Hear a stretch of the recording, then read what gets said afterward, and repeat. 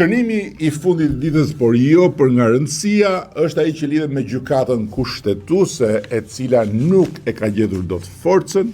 për të mos e lejuar rrimarrjen peng të qeverisë së Shqipërisë, me një mjet të paparë dhe të padëgjuar në botën demokratike, siç është pezullimi i antarit qeverie nga një prokuror dhe gjykatës në një seancë paraprake, pra pa filluar akoma gjyshi. Kështu Shqipëria bëhet, për herë dytë në 2 muaj, shembulli i parë i një budallëku botëror. Sepse gjykata kushtetuese u mbyt në lugën e ujit të turbullt të atyre që Cervantesi në librin e tij të famshëm Don Kishoti i Manchës i quan arsyet e mosarsyes. Por fakti është se mos vendimarrja e gjykatës kushtetuese e kthen në fuqi pezullimin e ministres, e cila, që të jemi shumë të qartë, pavarësisht se qartësia është një luks, dhe një luks i rrallë që mund ta kërkosh, po vështirë ta gjesh në turbullirën e 700 tenxhereve politike mediatike, nuk akuzohet për korrupsion, as nga vetë prokurori që shpiku pezullimin e antarit të qeverisë, me vendim të një seance të mbyllur të përgatitjes së një gjyqi. Sidoqoftë, zhbërja e kësaj shpikjeje 100% made in Albania e drejtësisë re dhe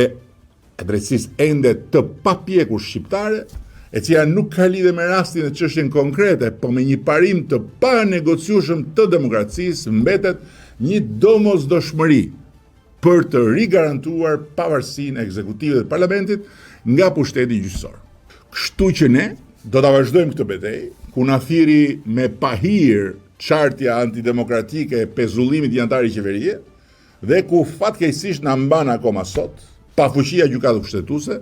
për të marrë një vendim sa të thjeshtë. Është vendim shumë i thjeshtë, se mjafton të marrë shembull çdo vend të botës që do, apo të gjithë vendet e botës bashkë,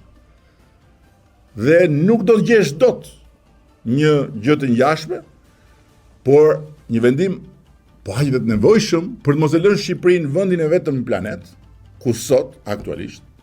me këtë brutalitet të rilegjitimuar nga kjo mosvendimarrje, vetë presidenti i Republikës mund të pezullohet nga i pari prokuror që gdhihet me këtë ide në kokë. Pas mosvendimit kushtetuesës dhe bën hosana dhe fërkonduart me kuturisjet e modës re të arresteve pa gjyq, të cilat arritën një kulm të ri këtë javë, me 30 e kusur flet arrestet prerë nga një prokuror në Durrës, i cili në fakt nuk paraburgosi vetën veten e vet, se gjithë çka kishte rreth e rrotull për një çështje që nuk përmbush asnjë kusht, zero hiç, nga ato që Këshilli i Evropës dhe Drejtësia Demokratike përcakton si kushte të domosdoshme për arrestin, i futi në një thes, u them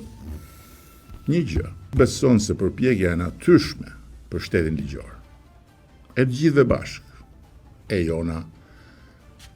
qeveri, parlament, drejtësi, me të gjithat përpjeta dhe tatë pjetat e saj, arritjet dhe lajthitjet e drejtësisë re, do të prodhojnë ndonjëherë kosto për këtë shumicë qeverisëse, të cilat do ta kthejnë në punë mullirin e prishur të opozitave, gabon ditë dhe natë. Sepse nuk kupton atë që e kupton shumë qartë populli shqiptar, njeriu i zakonshëm i Shqipërisë. Lufta për drejtësi, për shtet ligjor demokratik, për Shqipërinë europiane në Bashkimin Evropian, ka vetëm një garant, ende sot për sot. Mua dhe këtë shumicë qeverisë.